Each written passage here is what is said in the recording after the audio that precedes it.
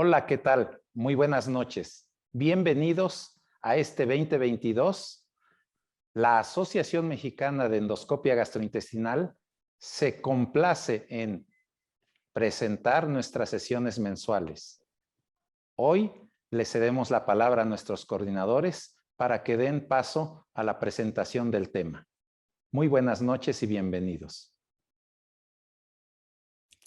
Gracias, doctor Zamora. Es un placer estar con usted y gracias por la invitación a participar en esta primera reunión mensual de la Asociación Mexicana de Endoscopia Gastrointestinal 2022. Es un placer compartir esta sesión con el doctor Rafael Barreto, vicepresidente de la Asociación Mexicana de Endoscopia Gastrointestinal y miembro del staff de la Unidad de Endoscopia del Instituto Nacional de Ciencias Médicas y Nutrición, Salvador Subirán. Tenemos una sesión por demás interesante en relación al esófago de Barrett y las nuevas tecnologías y su aplicación. ¿Y quién más para hablarnos de esto que el doctor Prateek Sharma, ampliamente conocido por todos ustedes? El doctor Sharma es experto en el área y es una de sus áreas más importantes de investigación y obviamente pues son las líneas que tenemos. Si quieres hacer algún comentario antes de iniciar, Rafa, es un placer estar aquí contigo. Gracias, Angélica. Buenas noches y gracias a todos. Un saludo y me congratulo con la asociación por haber invitado a este hombre tan conocido a nivel mundial, no solo en temas de magnificación, Barrett sobre todo, también en colon y ahora destacando en la parte de inteligencia artificial. Entonces yo creo que es su mensaje y el tema como actualidades hay que disfrutarlo y hay que estar muy atento a ello. Gracias. También para mí es un honor estar contigo, Angélica. Gracias, Rafael. Entonces, tenemos la plática del doctor Sharma y él estará en vivo con nosotros 20 minutos más tarde para poder hacer preguntas y comentarios en relación a su plática y al tema. Les pido, por favor, al auditorio, bienvenido, y les pido que nos envíen preguntas o inquietudes que tengan en relación al tema. Iniciamos, por favor, con su plática. Hello, everyone. This is Prateek Sharma from Kansas City, and I'd like to extend my congratulations to Professor Zamora and the Mexican Society of Gastrointestinal Endoscopy for these monthly sessions. My talk is related to application of new technology in patients with Barrett's esophagus. Now, it's very important to recognize what Barrett's esophagus looks like on endoscopy, and this is an example of a columnar-lined esophagus. Once you see this, you should be able to grade it using the Prague criteria, which are listed here. And the way to do this is to recognize the gastroesophageal junction and then to measure the circumferential extent of Barrett's esophagus, which is the C value, and then the maximal extent of Barrett's esophagus, which is the M value, and then this allows you to endoscopically grade Barrett's esophagus in this situation. After you've done that, you would take 4-quadrant biopsies from this columnar-lined esophagus after taking any target biopsies. So the key is to take any targeted biopsies first and then start taking these random biopsies. Of course, the targeted biopsies should be from any visible lesions or any abnormalities which you can see endoscopically. One way to try not to miss out on any cancer is to do a good retroflexed examination in patients with Barrett's esophagus. Pull up the endoscope right into the hernia sac, as is shown here, and then try to determine if there are any visible abnormalities in this patient. And here is a junctional cancer, which was seen only on the retroflexed view and not on the straight view of it.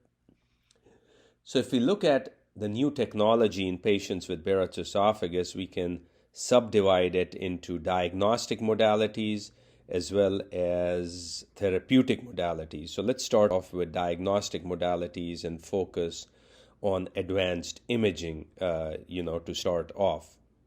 You can do narrowband imaging or blue light imaging or eye scan imaging, depending on the endoscope you have. And the goal is to evaluate the presence or absence of irregularity in the mucosal and vascular patterns. And you can do magnification endoscopy. And here is a very subtle area of neoplasia within Barrett's esophagus, which is seen only with the help of virtual chromoendoscopy with magnification.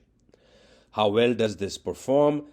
These are data from an international expert group which showed that if you looked at the Bing classification for NBI, experts did really well in being able to recognize or separating out neoplastic Barrett's esophagus from non-neoplastic Barrett's esophagus. And so get familiar with the technology and try to do it as much as you can. You can also use the Watts 3D brush, which is shown in this situation. And what this does is that it allows you to sample a larger surface area of the Barrett's mucosa. So here you can see it.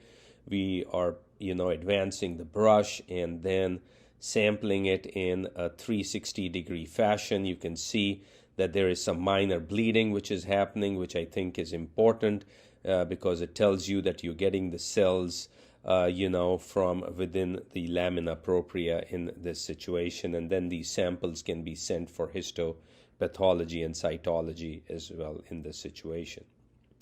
There was interest in looking at confocal endomicroscopy, which is non-dysplastic Barrett's esophagus with fluorescein here. You can see these dark goblet cells as well as the regularly arranged glands which are seen in the situation. Very similar to what you would see on pathology slides that our colleagues, the pathologists, look like. And now compare this to adenocarcinoma. You can see that there's disruption of the glands, there's leakage of fluorescein from outside the blood vessels, and there's totally disruption of the architecture, which is consistent with cancer, and this is confocal laser endomicroscopy. Now, also there was interest in volumetric laser endomicroscopy, and what this does is uses a balloon, which is shown here on the left, and there is the catheter in here, which rotates into a 360 degree, and this is how it is done, is you pass through the channel of the endoscope, and then you get sector scanning of a 360-degree view, and then you can look at transverse scans, you can look at vertical scans, and what it does is allows you to look at not just the mucosa, but the submucosal architecture as well. So these are different, imaging technologies which are out there. However, if you use white light endoscopy, just remember to do a careful inspection. This is the Barrett's inspection time, or the BIT. And what this shows is that as the duration of inspection of the esophagus increases, as you go from 2 minutes to 7 minutes, you can see that you detect more patients with high-grade dysplasia and cancer, and you detect more patients with visible lesions. And so this is very important that you spend a careful inspection time within the Barrett's mucosa, and that will help you diagnose more lesions. Now, what we haven't talked about is screening, and for the future, it is possible that we will do non-endoscopic screening for Barrett's esophagus. This is a cytosponge, for example, in which the patient swallows a capsule, it expands into the stomach, and then you brush the GE junction area and pull it back slowly. And what this allows you to do is, diagnose Barrett's esophagus. This is a study comparing cytosponge versus usual care. And you can see that you would diagnose more patients with Barrett's esophagus the more, non-endoscopic screening that you do. And sore throat does happen with it, but otherwise it's a pretty benign procedure which can be done hopefully on a much larger scale. And that is sort of the advantage of doing non-endoscopic or mass screening with this situation. So that was advanced imaging, what we do right now and what's available currently, and a lot of you are already doing it in your practice. What's coming in the future is artificial intelligence.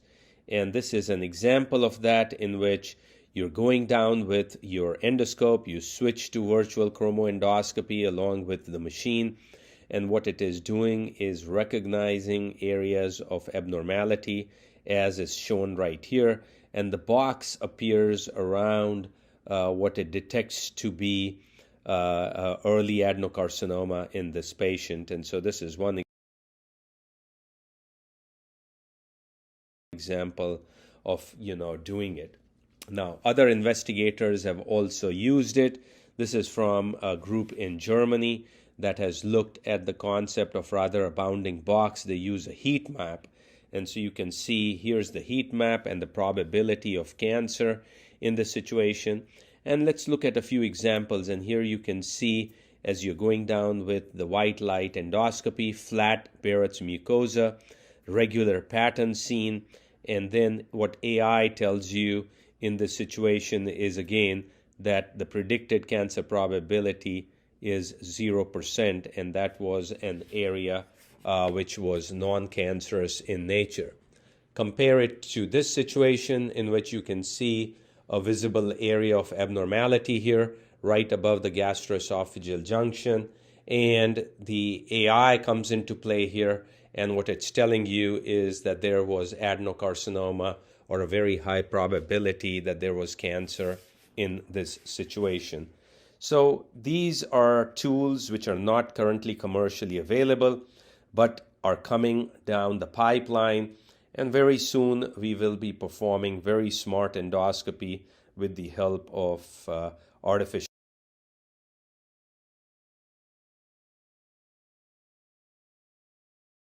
intelligence. Now let's move on to what are the innovations with endoscopic therapy in patients with Barrett's esophagus. Now remember that the current approach to endoscopic therapy involves a combination of resection followed by ablation.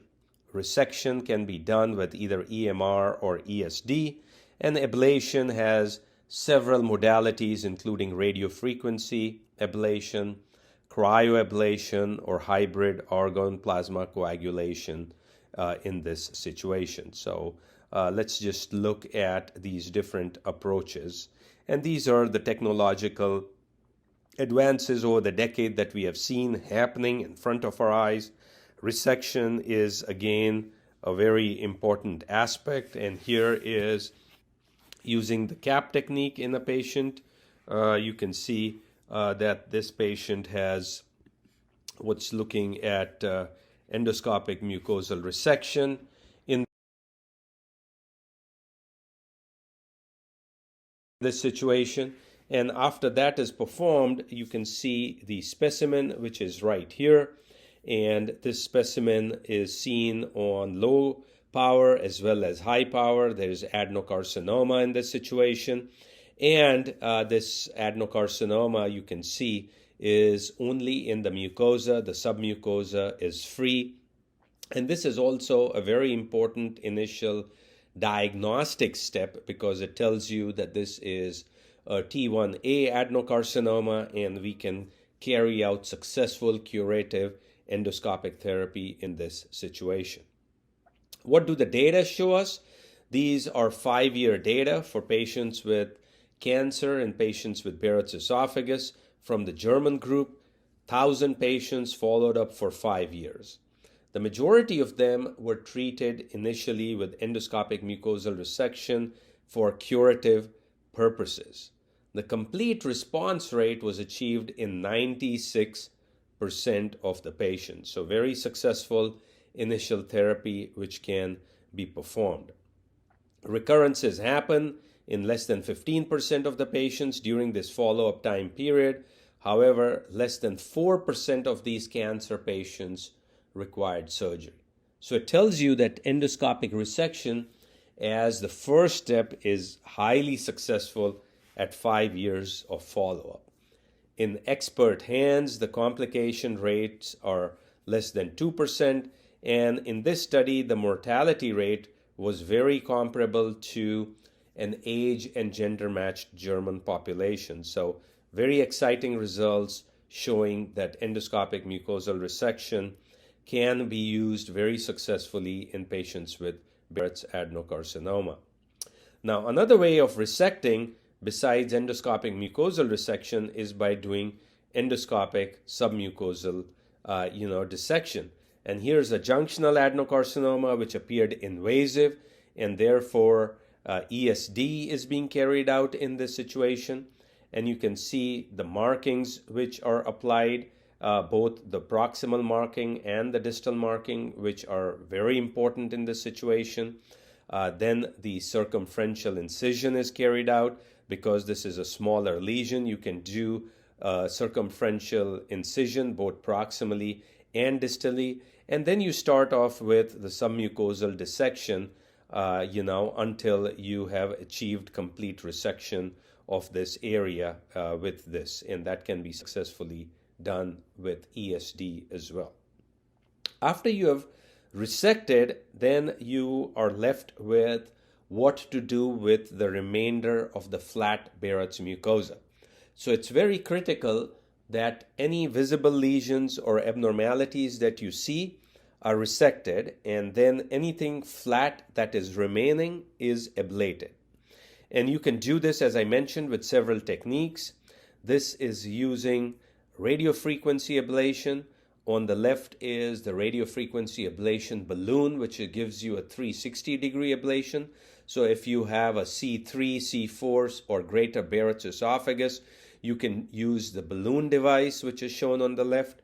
If you have focal areas, you have one option of using the focal ablation device, which is fitted onto the tip of the cap or tip of the endoscope, and then can be successfully applied, which is done in this situation. The other option I told you, and this can be done very quickly, very safely and effectively for short areas of Barrett's esophagus after resection, is hybrid APC. The way or the principle that this works is that first you use the catheter to inject of saline with a few drops of methylene blue or indigo carmine. This raises the mucosa, as is shown right here.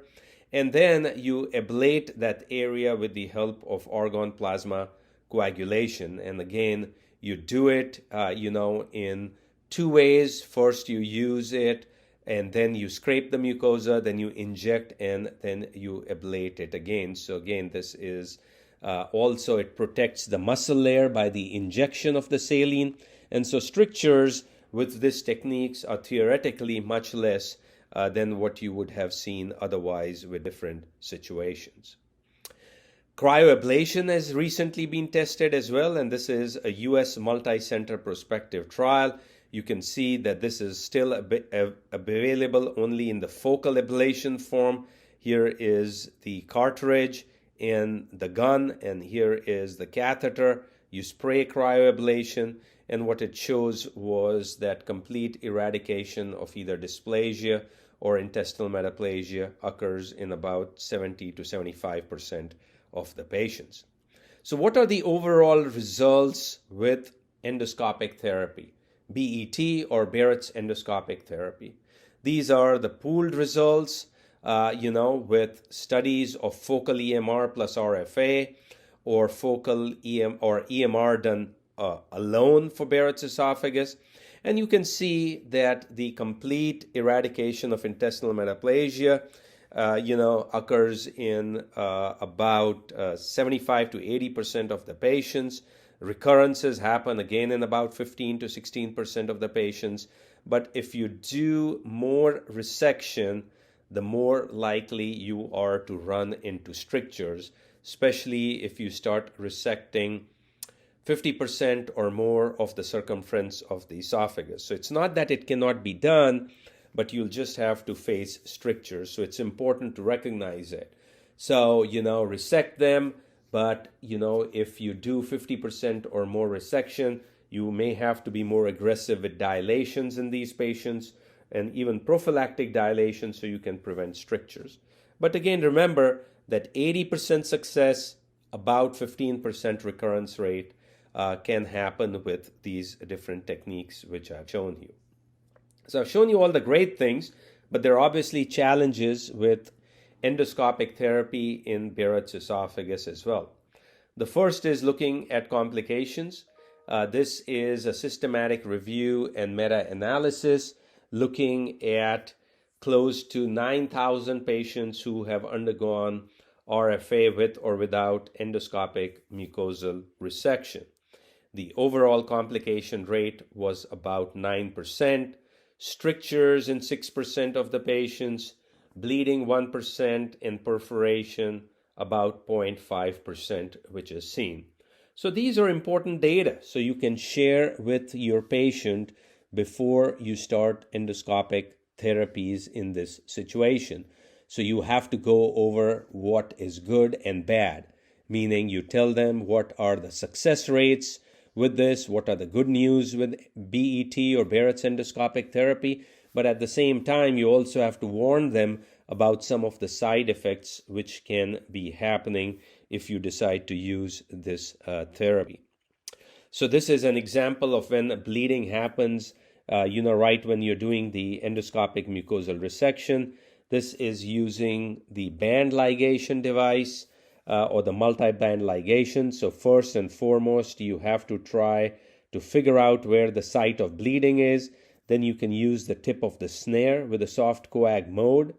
And if the bleeding persists even after doing that, you can use a coag grasp or forceps, which is shown in this situation. And again, you tent the mucosa, and then you can stop the bleeding. So this can be performed. So you should be familiar with the different tools which are available and use them, in your practice.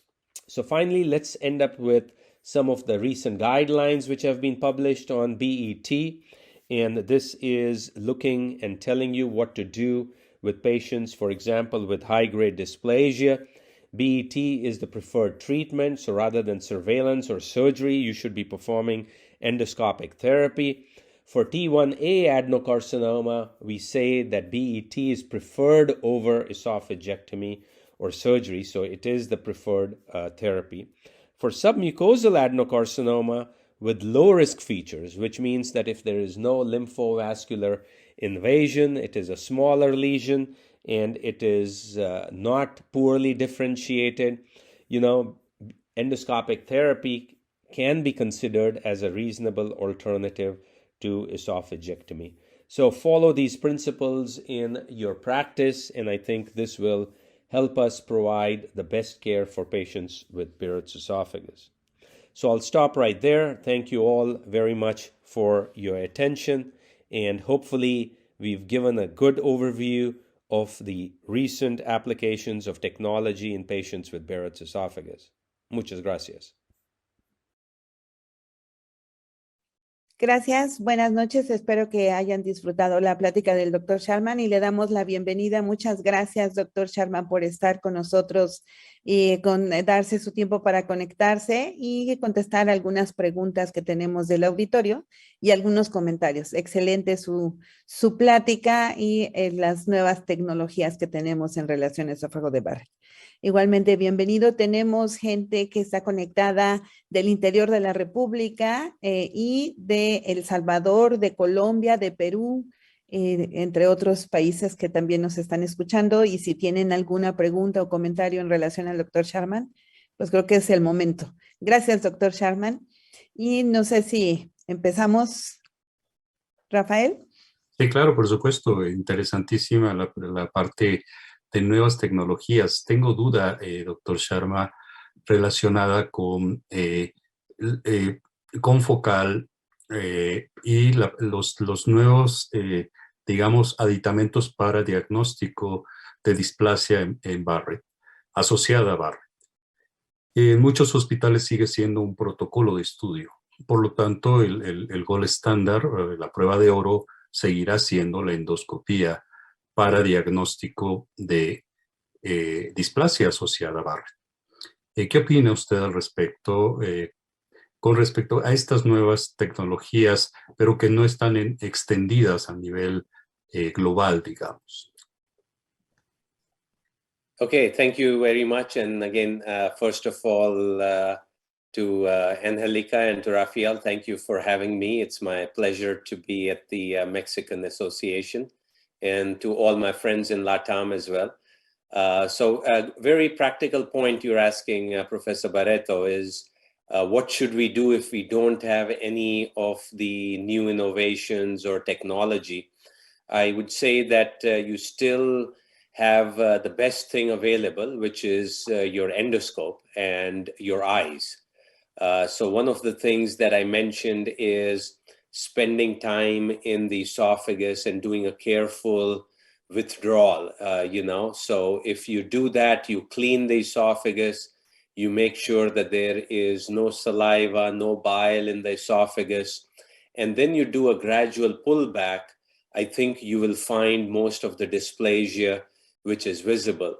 The other simple technique is to put a small cap at the tip of the endoscope, so it's a transparent hood or a cap, and you put that, and if your endoscope has magnification, you can use magnification with it also, and the cap helps to stabilize the mucosa. So very simple tips that you can do in your practice. I think that will be very helpful for detection of dysplasia. Gracias, doctor Sharma.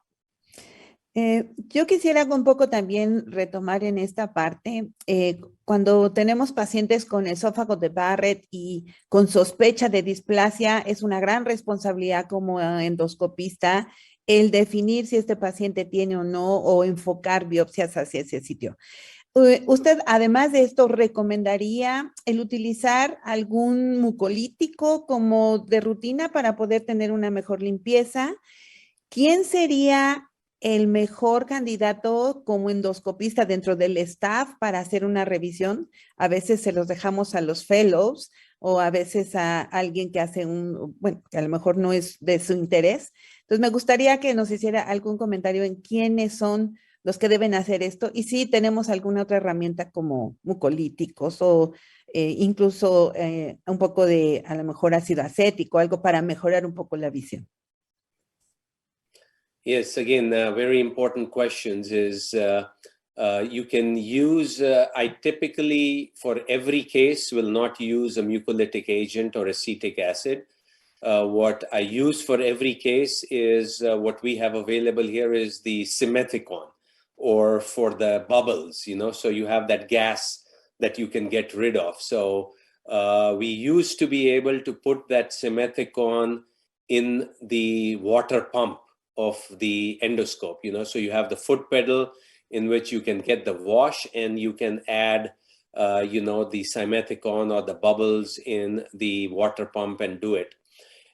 You can also use a mucolytic agent if, you are probably prior to performing resection or prior to performing ablation, because what that does is that it allows you to get rid of the mucus. You can look at the pit patterns a little bit more carefully and do it that way. So my recommendation is use whatever you have, whether it is a mucolytic agent or you have the simethicone available in your unit. Acetic acid chromoendoscopy is also as good as using narrowband imaging or eye scan or BLI, any of those techniques. My suggestion usually is that choose one technique and get an expert and start using it routinely. So if you pick one and you get very good at it, then you will pick up more dysplasia. So that would be the best approach. Sí, doctor. Solo el comentario, ¿quién es el que usted dejaría que haga una vigilancia en un paciente con esófago de Barrett? ¿El fellow, el que está en inicio de tratamiento, o realmente el que se dedica a revisar esto? Yeah. So again, I would say that definitely for endoscopic therapy, it should be the expert, because you do not do enough cases of endoscopic therapy in your institution. So all the cases should go to one expert. It is like somebody doing POEM or somebody doing ESD. So you want to make one Barrett's expert gets all the dysplasia cases and the endoscopic cases. For surveillance, it can be the fellow, it can be anybody. But also remember, even during surveillance, your goal is to find dysplasia. So whoever does it should do a high quality examination, right? I mean, I think one of the messages that I want to give for everyone is that we always focus on quality during colonoscopy and colon cancer and polyp detection and stuff, but we forget about gastroscopy and high quality gastroscopy or upper endoscopy. So whoever does it should do a very good job with it. Así es, gracias. Sí, doctor Sharma, totalmente de acuerdo, es un estudio especial, es decir, el Barrett para búsqueda de displasia debe considerarse como un diagnóstico de un endoscopista entrenado para esto. Tengo una duda con respecto a inteligencia artificial relacionada con básicamente los defectos de procedimiento en la investigación de ellos. Vemos que hay poca validación en algunos estudios con inteligencia artificial, sobre todo en Barrett, ya no tanto en pólipos. Y también, ¿qué defectos podría usted mencionar que deben de subsanarse a futuro en la investigación de inteligencia artificial, aparte del tamaño de muestra o características de validación, para que podamos ampliar el concepto de inteligencia artificial en diagnóstico en Barrett? Yes, again, a very important issue for artificial intelligence because as you correctly mentioned, when initially you see the initial studies, the results are perfecto, right? I mean, it's 100%, everything is perfect. You're finding all the dysplasia and stuff, but the problem is, as you mentioned, one is, of course, the sample size. The second is it an expert doing it or is it a routine endoscopist doing it? More importantly for the artificial intelligence, I think, is to know how the artificial intelligence system or the algorithm was developed. Was it done in a patient population which is similar to your patient population? So you could have a Barrett's artificial intelligence system which was developed in Germany, but it may not work in LATAM because your patient population is different. The age of the patient is different, the gender is different, the dysplasia patterns are different. So you have to make sure that that is definitely the case. So you're absolutely right, is that before it becomes used widespread, all of these different artificial intelligence systems will have to be validated in your own population. So you have to make sure that it works well, that the algorithm was created using a diverse population with long Barrett, short Barrett, ultra short Barretts, with expert endoscopists, with non-expert endoscopists, with small lesions, big lesions, everything. So it is a very complicated issue, and you're very right that right now it looks very good, and I think it will become very good in the future, but it still has a long way to go.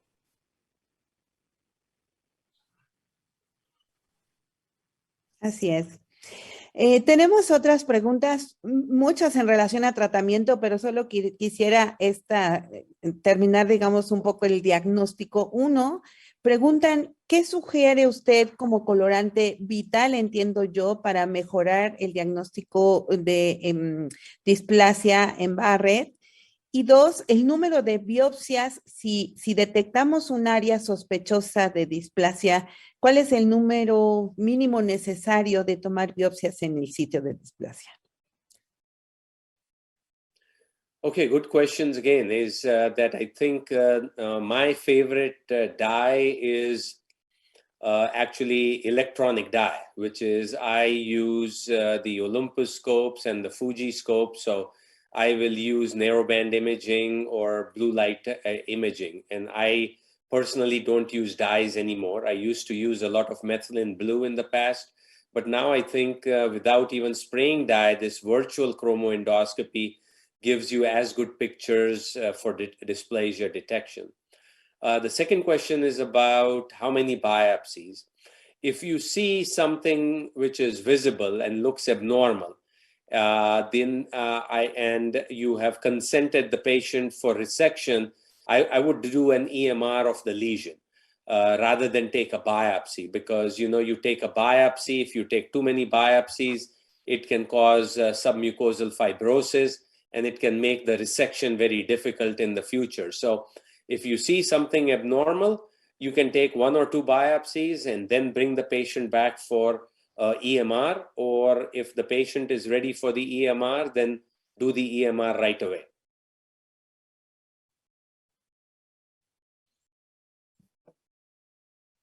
Y aprovechando, yo quisiera preguntarle, si tenemos una lesión nodular, a veces no se tiene la experiencia de hacer la resección o los accesorios para hacer una resección en ese momento, la recomendación, tomar una muestra o, digo, ideal es hacer la resección como usted nos lo comenta, pero en este caso, tomar una muestra o enviarlo a un lugar donde puedan tener el recurso y la experiencia para poder hacer un diagnóstico y una etapificación, digamos, en estas lesiones nodulares. Yes, so again, I think either one is fine. If you want, you can take 1 or 2 biopsies, and so if the patient has to wait some time, you at least can tell the patient that, okay, we are referring you to another center for an resection, but we took the biopsy and the biopsy showed high-grade dysplasia or cancer, and so you are going for a resection. If you have a very good understanding with the referring center or the expert center, and they can take the patient in for an endoscopy very soon, next week or 2 weeks later, then you don't have to take a biopsy. You can take very good photographs, do a very good photo documentation that you have seen the lesion and the lesion is important, and then send the patient over there. If you don't take the biopsy, you have to be very sure that the patient follows up, right? Because you don't want the patient to miss the appointment, and then a patient with cancer who you think will undergo a resection has not had a biopsy and is just waiting and disappears, and there is lack of follow-up. So I would just confirm that, but both approaches are fine. Okay, gracias, doctor. Sí, doctor Sharma, una pregunta ya relacionada con tratamiento. En su amplia experiencia, ¿qué nos recomendaría en cuanto a las tendencias actuales de tratamiento en Barrett? ¿Qué quiero decir? La parte práctica, es decir, de pronto displasia de bajo grado, se deja vigilancia o se da tratamiento de ablación. Ese es un punto importante porque sabemos la relación de displasia de bajo grado consistente y confirmada por patología. Entonces sí es como una piedra en el zapato. Entonces, ¿qué nos recomienda con respecto a displasia bajo grado actualmente con la nueva tecnología que tenemos? Yes, again, very important issue about low-grade dysplasia. First and foremost, I think you should have a second pathologist or a third pathologist look at the slides before you confirm low-grade dysplasia, because the majority of the low-grade dysplasia, when an expert pathologist looks at it, they will call it non-dysplastic, because there's a lot of inter-observer disagreement in making a diagnosis. So always have an expert pathologist look at it. The second thing is that if my 2 expert pathologists at our place look at it and they tell me it's low-grade dysplasia, I make sure that the patient is on adequate PPI therapy to make sure there is no inflammation. And then I will typically repeat the endoscopy in 2 to 3 months. I'm not as much concerned about low-grade dysplasia, but I'm more concerned, did I miss high-grade dysplasia? Or did I miss cancer somewhere? So I want to make sure that the patient is adequately treated with PPI, and I go back in and make sure there is no visible lesion, that needs a resection or something like that. So I always make sure of that. If all those are done and it is still a low-grade dysplasia, then I have a discussion with the patient. If the patient has risk factors, meaning that the length of Barrett's esophagus is 6-7 centimeters long, the patient is a smoker, the patient has a big hiatus hernia, the patient is young, then I will have a discussion and I will talk to the patient about endoscopic therapy and do that. On the other hand, if there is on a second endoscopy, the dysplasia is not persistent. If the patient has very short Barrett's, it's a female patient, non-smoker, no risk factors, then I think I am more likely to offer surveillance to the patient. But either way, I have a discussion with the patient. Because remember, even ablation has side effects with it. You know, you can get bleeding, you can get stricture. The patient has to come back every 3 months for ablation. And it is expensive. So, you know, there is no straightforward answer that for every patient, I think it is different. You have to take it case by case, and you cannot generalize for everyone with low-grade dysplasia. Excelente, gracias.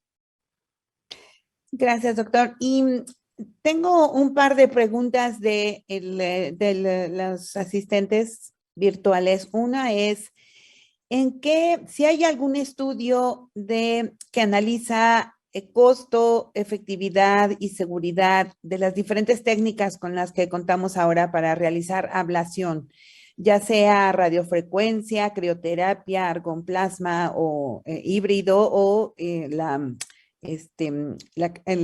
crioterapia y argonplasma Yeah, so it's híbrido. a very important thing which needs to be done. There is currently one randomized controlled trial comparing RFA, radiofrequency ablation, with hybrid APC. And it's just a safety and efficacy study, not a cost study. And what it showed was that hybrid APC and radiofrequency ablation were very similar in terms of the results. But hybrid APC had less esophageal strictures. With RFA, it was about 8%. With hybrid APC, it was about 2%. So it appears, at least in one randomized controlled trial from Germany, that hybrid APC was, as good as radiofrequency ablation with less strictures. Y parece que, aunque no hay estudios de costo, pero parece ser menos costo el utilizar el argonplasma híbrido que el utilizar la radiofrecuencia, ¿no? Ok, y la otra pregunta en relación a la utilidad en cuándo utilizar el balón para radiofrecuencia y cuándo utilizar los aditamentos focales de 90 o de 60 grados para... ¿Hay resultados similares si los utilizamos de manera indistinta en esófagos de Barrett largos?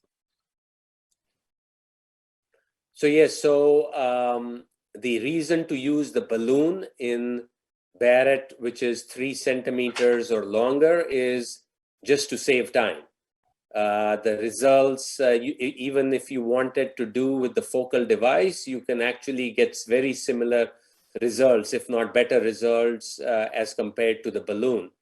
It is just that the focal device takes longer time period because it treats only small areas, whereas the balloon can treat up to 3 to 4 centimeters of the Barrett's together. But otherwise, you can use either.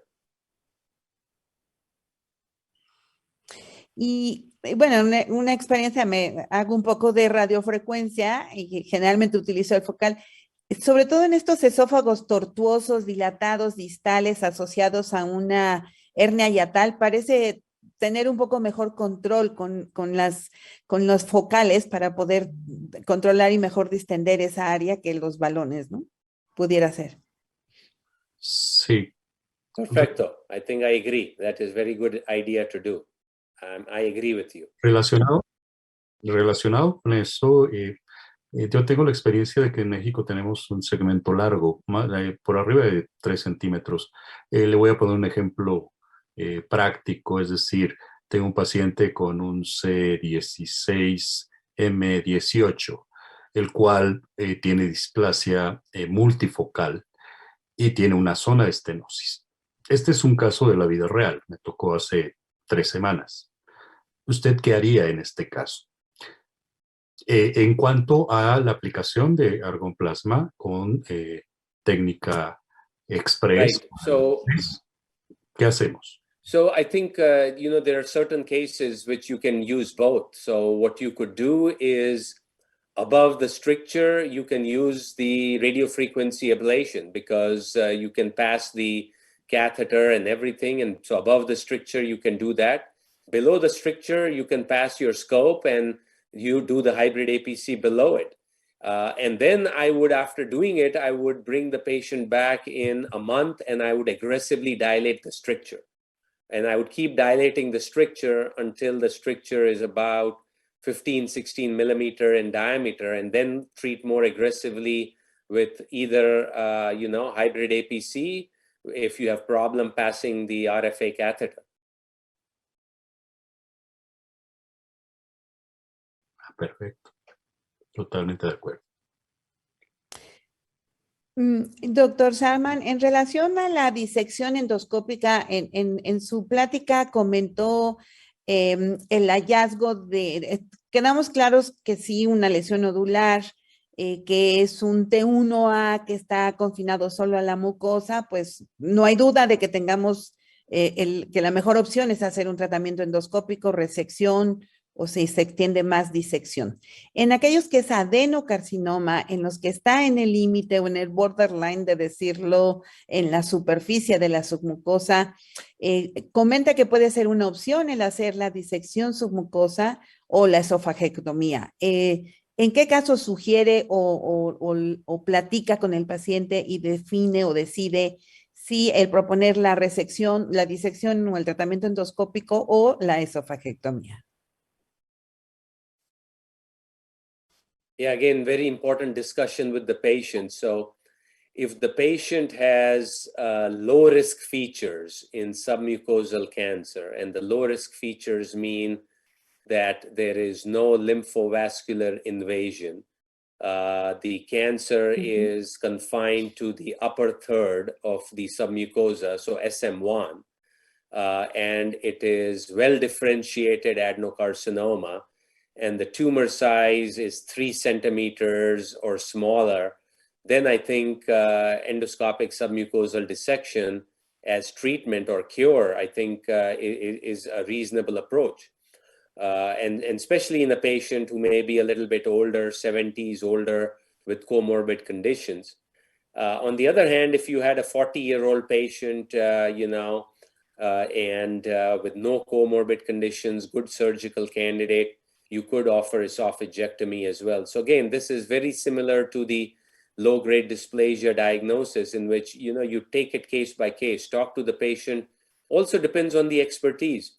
So for example, in my institution, we have very good endoscopists, but the surgeons are okay. They're not very good. Whereas you may be in a center where the surgeons are excellent and the endoscopists are not good. So also depends on the expertise that is locally available. So a number of factors go into play.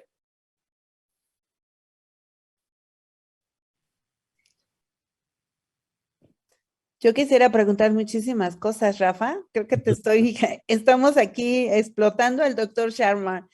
Esto es algo que viene a la par. ¿Qué opinión o en qué momento sugiere el ultrasonido endoscópico en estos pacientes que están en un SM1 o que la resección reportó invasión a la submucosa? ¿Es de utilidad para tomar decisiones en relación a tratamiento endoscópico versus quirúrgico? No, very less, very less. I mean, the only places in which I use endoscopic ultrasound is if I think that there is invasion into the muscle layer, So these are ulcerated lesions. These are lesions in which you cannot pass your endoscope. These are not endoscopically resectable lesions. That's where you need EUS.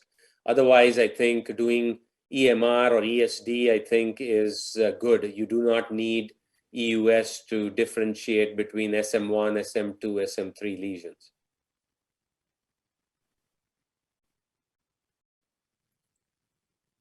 Perfecto. Una pregunta, doctor Sharma, ya creo que sería una de las últimas. Yo me dedico a formar fellows o residentes para diagnóstico de displasia Barrett. Los primeros estudios que se hicieron con diagnóstico de displasia fue con técnica de magnificación, endoscopía de aumento óptico. En Japón, en Europa y en Estados Unidos. Hay pocos equipos de magnificación como tal. Y la mayoría es sistema de banda estrecha con sistema digital.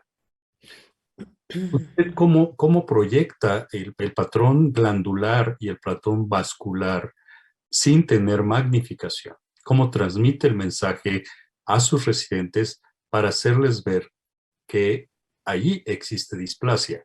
Porque uno de los grandes problemas es si encuentro una zona de demarcación con alteración de patrón vascular y alteración de patrón glandular, es evidente que hay displasia. Pero la dificultad es displasia de bajo grado, no tanto con displasia de alto grado. Yes, so I think the first thing to know is that, yes, low-grade dysplasia cannot be diagnosed very confidently on NBI or BLI with the PIT patterns. It's very difficult to do it. The second thing is to teach the fellows a couple of things. Number one is always have a very clean field. Many times I see the fellows are trying to do NBI when after a biopsy where there is blood. You will not see anything after you take a biopsy. Everything will be black and brown and stuff. Number 2, 3 is have a cap. Always take a cap and then use it.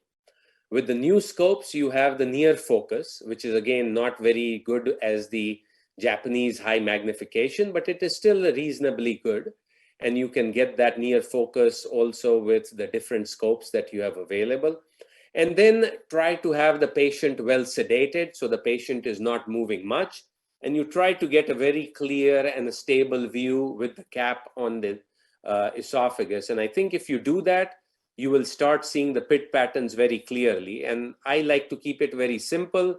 The PIT pattern is either normal or abnormal, regular or irregular. And I train my eye to look at it and I take target biopsies. Excelente. Y algo quisiera comentar, yo les comento a mis residentes, ustedes pongan NBI donde se ve la mancha, ahí busquen, porque seguramente tenemos una alteración de patrón vascular, seguramente, y eso, hay algo ahí, seguro hay algo ahí, obvio, después de toda la limpieza. Bueno, creo que por último quisiera que el doctor Sharma nos hiciera como una recomendación en relación al paciente que va a ser o que es candidato a un tratamiento endoscópico con ablación. El número de sesiones, porque a veces se malinforma o no, el paciente no entiende bien que no es una sesión y con eso se curó el problema, sino que requiere todo un número de sesiones que quisiera que nos comentara. Y por otro lado, la vigilancia que se requiere después de terminar un tratamiento de ablación completa de la metaplasia y de la displasia, porque ese es el objetivo claro del tratamiento. También ahí se tiene mala información en relación a que el paciente pues dice aquí ya terminé y bye, me despido y no nos volvemos a ver. Entonces quisiera que nos resumiera esta parte del doctor Sharma para poder terminar esta plática, cerrar con broche de oro. Sure. Gracias. Okay. So I mean, it's very important. So you have to inform the patient that it will take multiple sessions. If you even look at the trials, the studies done, the average number of sessions is about 3 or 4, you know, so that is how many sessions it takes. So you have to inform the patient that it will not be happening in one session so that they have a good expectation. So the patient has to keep coming back. The nurses have to keep calling them every 2 or 3 months for their session. What I do typically is good sedation, make sure that you have good ablation technique in which, you know, hopefully next year we can be in Mexico together and doing some live cases, and we can go over the very careful technique of cleaning the esophagus, doing a careful ablation. And then when all the Barrett's is gone, then you do have to do a very careful examination, again with a white light and NBI, to look for any islands that may be left behind, and keep doing a very careful job. So it takes a long time to get very good at it. And I think, Annalika, it seems like you're doing it the right way. So keep training your residents very nicely. And hopefully I will see all of you in Mexico very soon. Por supuesto, estás invitado a trabajar con nosotros y creo que serías bienvenido para el curso y hacer algunos casos de estos. Muchas gracias. No sé si tengas alguna otra pregunta o comentario, Rafael. No, ya estamos casi en tiempo. Para mí ha sido una experiencia estar platicando con un experto en Barrett, el doctor Sharma, y esperemos que en México venga las veces que él quiera. Es para usted todo México, doctor Sharma. Bueno, pues no Okay, nos muchas queda más que- gracias, everything. Gracias. Ok, agradecer gracias su presencia y agradecer a todos nuestros asistentes de México y de Centroamérica y de Latinoamérica, algunos que nos están viendo. Gracias, espero que la sesión haya cumplido con sus objetivos. Gracias, doctor Sharma, por su tiempo y todos sus comentarios y preguntas. Bueno, no me resta más que agradecer al doctor Zamora nuevamente la invitación a coordinar junto con el doctor Barreto esta sesión con un tema que nos apasiona a los dos. Y bueno, le voy a dar la palabra a la doctora Yolanda Zamorano para que haga los avisos necesarios y despidan esta sesión. Muchas gracias. Buenas noches. Buenas noches. Buenas noches a todos. Muchísimas gracias, doctora Hernández, doctor Barreto, doctor Sharman, excelente sesión. Y ahora vamos a dar los anuncios parroquiales correspondientes. Bueno, pues recordarles e invitarles a inscribirse a nuestro 13º curso de preparación para el examen de certificación en endoscopia de aparato digestivo. Por favor, los informes al correo ameg@endoscopia.org.mx. La verdad es que está preparado con mucha calidad académica y esperamos un gran aforo. También está abierta las inscripciones para nuestro 9º curso en línea Endoasistente, que dará inicio el próximo 15 de enero. También los informes al correo asociados@ameg-endoscopia.org.mx. Y también, por favor, los invitamos a conectarse a nuestro curso en línea de fundamentos, trucos y experiencias en endoscopia gastrointestinal, todos los miércoles a las 20 horas, y los informes también al correo asociados@ameg-endoscopia.org.mx. También, por favor, está todavía vigente el curso en línea 1, 2, 3 a detectar, el cual otorga 12 puntos de recertificación de actividades de educación médica continua, y los informes también al correo anteriormente mencionado de asociados@ameg-endoscopia. También estamos preparando con mucho entusiasmo el curso de Viva la Vida del 8 al 11 de marzo de este año, que se llevará a cabo en Cancún. Y por favor consulten el enlace que se encuentra en la página de la asociación para más informes.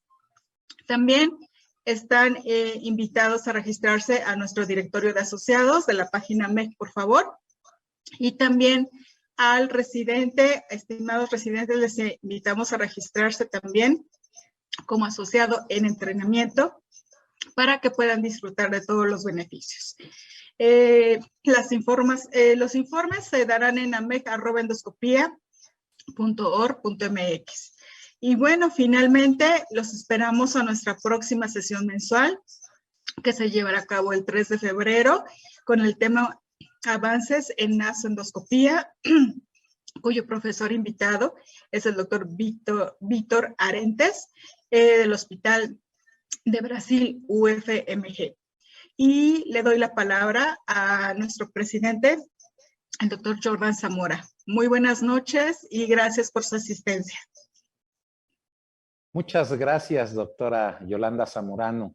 Agradezco muy puntualmente el que esté con nosotros y pues de verdad que ha sido un privilegio contar con nuestro ponente, el doctor Sharma, y agradecer también a, en este caso, nuestros coordinadores, la doctora Angélica Hernández Guerrero y a nuestro vicepresidente, el doctor Rafael Barreto. De verdad es un privilegio tener este tipo de ponentes y los seguimos invitando. Hoy estamos transmitiendo desde aquí, desde Casa AMEG, y darles la primicia. Hoy iniciamos nuestras actividades con el curso de instructores, en este caso el Laboratorio de Innovación y Entrenamiento en Endoscopia Gastrointestinal, y con esto damos inicio a todas nuestras actividades académicas. Espero estén atentos a la información de los cursos que se darán y sobre todo a todos aquellos líderes, profesores de los cursos, para que inviten a sus residentes, a los socios en formación, para que de acuerdo a su nivel académico y sus competencias, así como a todos nuestros socios, puedan inscribirse a todos los cursos que estarán en nuestra casa AMEG. No me resta más que agradecerles a todos el que estén con nosotros y como dijo la doctora Zamorano, los invitamos a todas nuestras actividades. Consulten nuestra página de la Asociación Mexicana de Endoscopia Gastrointestinal. Les agradezco mucho y un saludo. Cuídense mucho. Muy buenas noches.